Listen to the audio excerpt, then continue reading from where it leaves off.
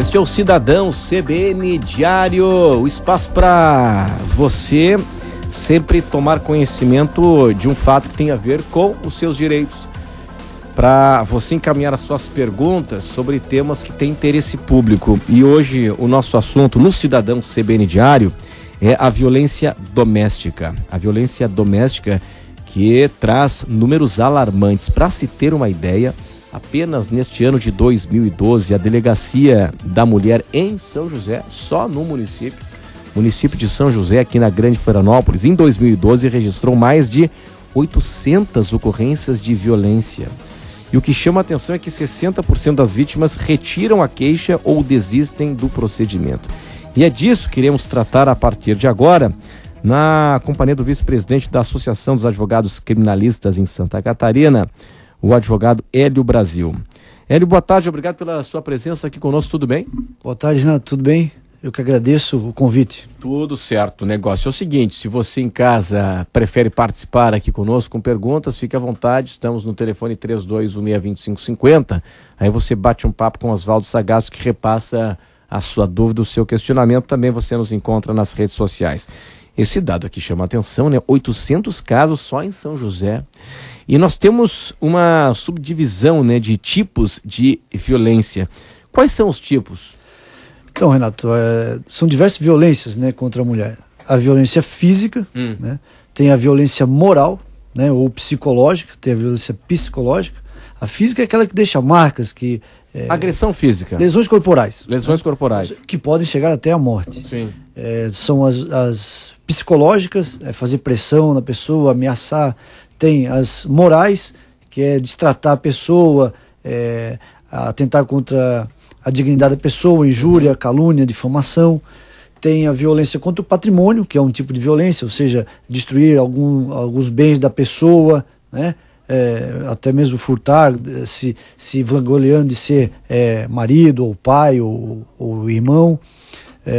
Temos essas são as principais. Tem também a sexual, que é muito grave. É o abuso sexual. É o abuso sexual, tanto com pais, com filhos, ou até mesmo com a esposa, né? Porque é evidente que se a pessoa não quer, ela não pode ser obrigada a fazer alguma coisa. Passa a ser um ato de violência, né? Exatamente. E qual é a sua recomendação para a vítima da violência? Porque é uma situação muito complicada, muitas vezes, quando, primeiro, nós temos essa vítima da violência que é agredida pelo mantenedor do lar. Exatamente.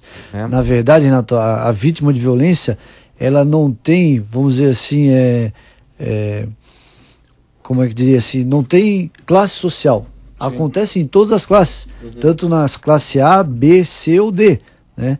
Só que algumas classes, como você mesmo diz, a pessoa é mantenedora, as vítimas acabam não indo à delegacia procurar os seus direitos, ir à autoridade policial em virtude disso, exatamente. Porque se ela for, ela pode ficar privada, né, do seu sustento, porque quem a sustenta é o próprio agressor. Tá, e aí qual é a alternativa neste caso? Não tem alternativa, tem que ir, tem que denunciar, Renato, porque a própria legislação, ela determina algumas medidas protetivas para essa vítima. Mas o Estado oferece esse aparato, essa infraestrutura para a mulher que faz a denúncia, que de repente precisa sair do lar? O ideal é retirar o agressor do lar, né?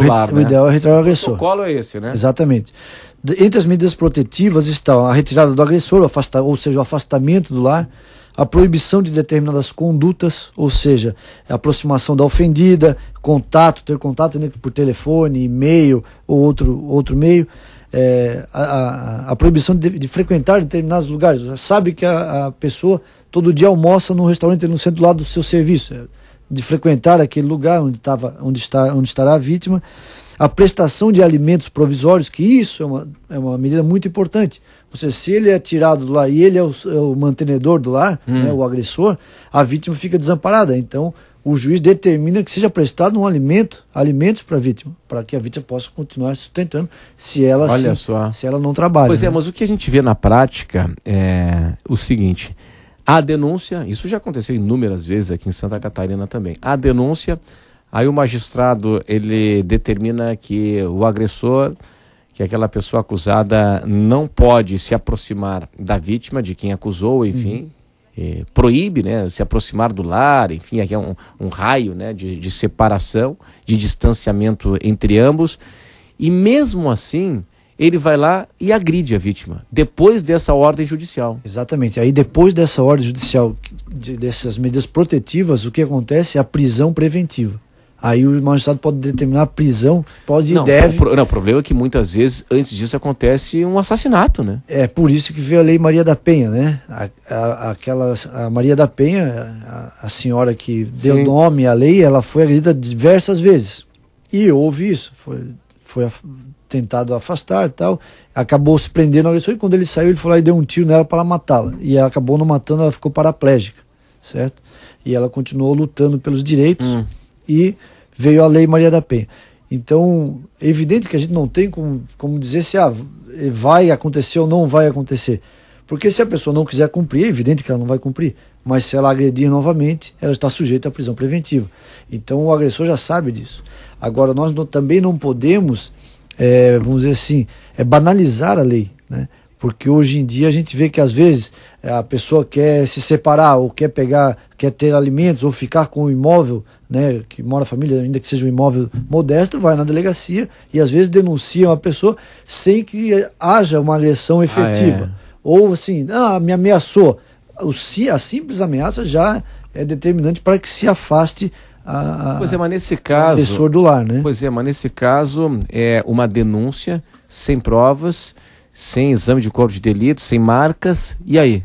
Exatamente, mas às vezes a própria, como eu disse, a própria ameaça, né? Ameaça, os xingamentos, é violência moral, perfeito, mas psicológica. A minha dúvida é o seguinte, pelo que eu entendi na sua manifestação, é o seguinte: vai lá porque está pensando no bem patrimonial, na pensão e por aí vai. Mas ela diz que foi ameaçada. Isso. E não foi ameaçada. Exatamente. Mas ela aí diz que foi agredida e não foi agredida. É evidente que no processo vai se provar isso. Sim. Mas a medida protetiva é para imediato. Então, e há uma... deve acontecer, claro, de imediato. Se há uma suspeita, tira-se de imediato o agressor e depois vai se provar que não houve. Isso pode provocar um dano terrível, muitas vezes, quando não existe a figura do agressor. O agressor acaba tornando-se vítima. Claro. O suposto agressor, né? O suposto agressor. Mas isso não é só aqui no Brasil, é no mundo todo. A minha mãe é espanhola, ela mora na Espanha, e lá, ela estava me falando que lá não tem homicídios, assim, não tem latrocínio, ninguém mata para roubar, mas o maior índice de assassinatos lá são passionais. Crime passional. É o marido matando a esposa. A esposa quer separar, ele vai lá e mata, ele não aceita. Aí é a essência humana, né? E aqui em Buenos Aires também, esses dias saiu uma notícia que é o maior índice de homicídios entre marido e mulher. Vê que coisa que... Que nesse aspecto não tem prevenção. Aí né? não tem prevenção, né? Porque aí é a doença do ser humano, né? É o lado do ser humano irracional, passional, que não aceita... Mas eu penso que nós estamos ser abandonado, no caminho correto. Essa lei ela vem para pelo menos minimizar isso, né? Minimizar esses tipos de agressão. E como nós estamos vendo as estatísticas, sempre ocorreu, sempre teve, o volume era alto, só que antes não aparecia. Agora as vítimas se sentem mais protegidas e vão lá e denunciam. Mas a Lei Maria da Penha, ela trouxe que tipo de efeito? Ela trouxe um efeito pedagógico, né? Porque mas diminuíram os casos? Não parece aqui, né? Parece que não diminuiu. 800 casos aqui só esse ano em São José? Exato, parece que não diminuiu, né? Mas eles estão vindo à tona, que antigamente não vinha. Era uma cifra negra, ficava acobertado. Agora não, agora está aparecendo, né? E assim mulher se sente mais encorajada para denunciar. E assim a gente pode proteger melhor. Antigamente não se protegia. Mas o seguinte, agora há um retrocesso com aquela história de que 60% das vítimas retiram a queixa, desistem do procedimento. Como é que ficou aquela questão da lei? O processo ele continua quando a mulher retira a queixa ou não? Existe um procedimento, né? É feita a queixa, vai para o juízo e a vítima é chamada sozinha, o agressor não vai numa primeira audiência, a vítima é chamada e a vítima tem que ratificar aquela representação dela. Tá. Né? Às vezes foi só uma briga de casal, uma discussão, alguma coisa, um xingou o outro, foram xingamentos recíprocos, aí ela chega lá e não, realmente nós dois estávamos com a cabeça quente e tal, eu vim aqui porque eu achei que ele podia fazer alguma coisa, ele não fez mais nada, eu retiro a queixa. Muitas vezes acontece isso, né? Que são esses 60%. Outros não, outros ela fica com mais medo, né? E não, se eu continuar esse processo eu posso sofrer alguma outra represália. E daí ela vai lá e retira também, né?